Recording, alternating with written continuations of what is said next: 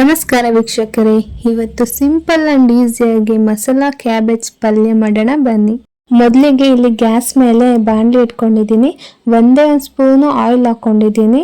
ಅದಕ್ಕೆ ಈ ಒಂದೇ ಒಂದು ಈರುಳ್ಳಿ, ಒಂದು ಟೊಮೊಟೊ, ಒಂದು 4-5 ಮೆಣಸಿನ್ಕಾಯಿ ಹಾಕೊಂಡು ಹುರ್ಕೋಬೇಕಾಗುತ್ತೆ. ನಾವು ಇದನ್ನ ಜಾಸ್ತಿ ರೋಸ್ಟ್ ಮಾಡೋದು ಬೇಡ. 1-2 ನಿಮಿಷ ಬಾಣಲಿಲಿ ಹುರ್ಕೊಂಡ್ರೆ ಸಾಕು. ಹುರ್ಕೊಂಡಿದ್ದಾದ್ಮೇಲೆ ನಾವು ಇದನ್ನ ಮಿಕ್ಸಿ ಮಾಡ್ಕೋಬೇಕಾಗುತ್ತೆ. ಹಾಗೆ ಹಸಿದು ಸಹ ನಾವು ಹಾಕೋಬಹುದು. ಹಸಿದು ಹಾಕೊಂಡ್ರೆ ಬೇರೆ ಟೇಸ್ಟ್ ಬರುತ್ತೆ. ಹುರ್ಕೊಂಡು ಹಾಕಿದ್ರೆ ಇನ್ನೂ ತುಂಬಾ ಚೆನ್ನಾಗಿ ಟೇಸ್ಟ್ ಬರುತ್ತೆ. 1-2 ನಿಮಿಷ ಲೇಟ್ ಆದ್ರೂ ಪರವಾಗಿಲ್ಲ, ಹುರ್ಕೊಂಡೆ ಮಿಕ್ಸಿ ಮಾಡ್ಕೊಳ್ಳಿ. ರುಬ್ಬೋದಕ್ಕೆ ಹುರ್ಕೊಂಡಿರೋ masala 4 table spoon sambar powder, ಸ್ವಲ್ಪ ನೀರು ಹಾಕ್ಬಿಟ್ಟು ಈಗ ರುಬ್ಕೊಳ್ಳೋಣ. ತುಂಬಾ ಚೆನ್ನಾಗಾಗುತ್ತೆ ಪೇಸ್ಟು. ನೋಡಿ ಎಷ್ಟು ಚೆನ್ನಾಗಾಗುತ್ತೆ. ನಾವೇನು ಜಾಸ್ತಿ ಹಾಕಿಲ್ಲ.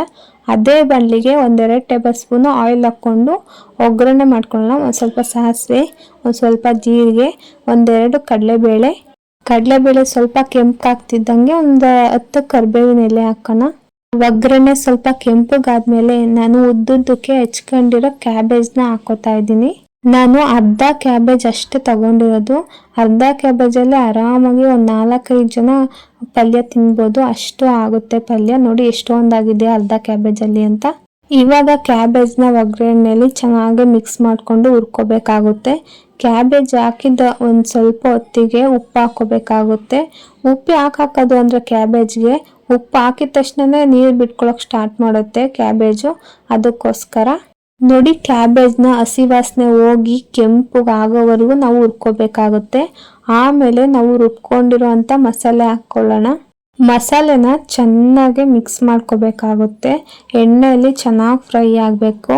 ಕ್ಯಾಬೇಜ್ಗೆ ಚೆನ್ನಾಗಿ ಖಾರ ಎಲ್ಲ ಇಳ್ಕೋಬೇಕಾಗುತ್ತೆ. ಅದು ಮೊದಲೇ ರೋಸ್ಟ್ ಆಗಿದೆ. ಇವಾಗ ಮಸಾಲೆ ಹಾಕಿದ್ಮೇಲೆ ಒಂಥರ ಸಾಫ್ಟಾಗಿ ಆಗುತ್ತೆ. ಈ ಪಲ್ಯಕ್ಕೆ ಜಾಸ್ತಿ ನೀರು ಹಾಕೋದಕ್ಕೆ ಹೋಗಬೇಡಿ. ಮಸಾಲೆ ಹಾಕ್ಬಿಟ್ಟು ಜಾರ್ನ ತೊಳೆದಿರೋ ನೀರು ಹಾಕ್ಕೊಳ್ಳಿ, ಸಾಕಾಗುತ್ತೆ ಅಷ್ಟು ನೀರು. ಕ್ಯಾಬೇಜು ಮಸಾಲೆ ಒಟ್ಟಿಗೆ ಚೆನ್ನಾಗಿ ಬೇಯಬೇಕು. ನಾವು ಚೆನ್ನಾಗಿ ಬೇಯಿಸ್ಬೇಕಾಗುತ್ತೆ. 1-2 ರೌಂಡ್ ಚೆನ್ನಾಗಿ ಕುದಿಸೋಣ. ಆಮೇಲೆ ಸ್ವಲ್ಪ ಕೊತ್ತಂಬರಿ ಸೊಪ್ಪು ಹಾಕೋಣ ಲಾಸ್ಟಿಗೆ. ಇದು ಹಾಕ್ಬೋದು, ಹಾಕ್ಲಿಲ್ಲ ಅಂದ್ರೆ ಆಗುತ್ತೆ. ನಾನು ಸ್ವಲ್ಪ ಡಿಸೈನ್ಗೋಸ್ಕರ ಹಾಕ್ತಾ ಇದ್ದೀನಿ ಅಷ್ಟೇ. ಕೊತ್ತಂಬರಿ ಸೊಪ್ಪು ಹಾಕಿದ್ರೆ ಚೆನ್ನಾಗಿರುತ್ತೆ ಅಂತ. ಇದೇ ಟೈಮಲ್ಲಿ ನೀವು ತೆಂಗಿನಕಾಯಿ ಸಹ ಹಾಕೋಬಹುದು. ಅದು ಹಾಕೊಂಡು ತುಂಬಾ ಚೆನ್ನಾಗಿರುತ್ತೆ. ನಾನು ಇಲ್ಲಿ ಹಾಕೊಂಡಿಲ್ಲ. ಈ ಪಲ್ಯನ 5 ನಿಮಿಷಕ್ಕೆ ರೆಡಿ ಮಾಡ್ಬೋದು. ಬೆಳಗ್ಗೆ ಹೊತ್ತು ಚಪಾತಿ, ರೊಟ್ಟಿ, ದೋಸೆ, ಪೂರಿ ಇವುಗಳಿಗೆಲ್ಲ ಚೆನ್ನಾಗಿ ಸೂಟ್ ಆಗುತ್ತೆ. ಈ ಪಲ್ಯ 5 ನಿಮಿಷಕ್ಕೆ ಆರಾಮಾಗಿ ಮಾಡ್ಕೋಬಹುದು. ಇವಾಗ ರುಚಿ ನೋಡಿಕೊಂಡು ಉಪ್ಪು ಹಾಕ್ಕೊಳ್ಳೋಣ. ಆಲ್ರೆಡಿ ಈ ಪಲ್ಯ ಆಗಿದೆ. ಇನ್ನು ನಿಮ್ಗೆ ಏನಾದ್ರು ಜಾಸ್ತಿ ಗ್ರೇವಿ ಬೇಕು ಅಂತಂದ್ರೆ ಒಂದು ಸ್ವಲ್ಪ ನೀರು ಮುಂದೆ ಮಾಡಾಕೊಳ್ಳಿ. ನೀರು ಜಾಸ್ತಿ ಹಾಕೊಂಡ್ರೆ ಸ್ವಲ್ಪ ಗ್ರೇವಿನೂ ಜಾಸ್ತಿ ಆಗುತ್ತೆ. ಇವಾಗ ಪಲ್ಯ ಆಲ್ರೆಡಿ ಫುಲ್ಲು ಆಗೋಗಿದ್ದೆ ಹಾಕಿದ್ದೆಲ್ಲ. ಗ್ಯಾಸ್ ಮೇಲೇನೆ 1-2 ಸಲ ಸ್ಪೂನ್ ಆಡಿಸ್ಕೊಂಡು 1-2 ನಿಮಿಷ ಪ್ಲೇಟ್ ಮುಚ್ಚಿ ಬೇಯೋದಕ್ಕೆ ಬಿಟ್ಬಿಡೋಣ.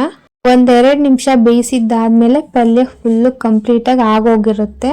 ಇವಾಗ ಚಪಾತಿನ ದೋಸೆನ ಸೈಡಲ್ಲಿ ಇಟ್ಕೊಂಡು ಆರಾಮಾಗಿ ಪಲ್ಯ ಬ್ಯಾಟಿಂಗ್ ಮಾಡ್ಬೋದು. ತುಂಬಾ ರುಚಿಯಾಗಿರುತ್ತೆ. ನೀವು ಒಂದ್ಸಲ ಮನೇಲಿ ಟ್ರೈ ಮಾಡಿ ನೋಡಿ. ಕ್ಯಾಬೇಜ್ ಪ್ರೈಸ್ ಅಂತೂ ತುಂಬ ಕಮ್ಮಿನೇ ಇರುತ್ತೆ. ಒಂದು 10 ರೂಪಾಯಿ 15 ರೂಪಾಯಿಗಾಲೇ ಸಿಕ್ಬಿಡುತ್ತೆ. ಒಂದು ಅರ್ಧ ಹಾಕಿದ್ರು ಅಷ್ಟೇ ಪಲ್ಯ ಎಷ್ಟೊಂದಾಗುತ್ತೆ. ತುಂಬ ರುಚಿಯಾಗಿ ಮಾಡ್ಕೊಂಡು ತಿನ್ಬೋದು. ಮನೇಲಿ ಒಂದ್ಸಲ ನೀವು ಟ್ರೈ ಮಾಡಿ ಅಂತ ಹೇಳ್ತಾ ಈ ವಿಡಿಯೋ ಮುಗಿಸ್ತಾ ಇದ್ದೀನಿ. ಈ ವಿಡಿಯೋ ನಿಮಗೆ ಇಷ್ಟ ಆದರೆ ಲೈಕ್ ಮಾಡಿ, ಶೇರ್ ಮಾಡಿ, ನನ್ನ ಚಾನಲ್ನ ಸಬ್ಸ್ಕ್ರೈಬ್ ಮಾಡ್ಕೊಳ್ಳಿ. ನಿಮಗೆ ಯಾವ ರೆಸಿಪಿ ಇಷ್ಟ ಅಂತ ಕಮೆಂಟ್ ಮಾಡಿ. Thank you.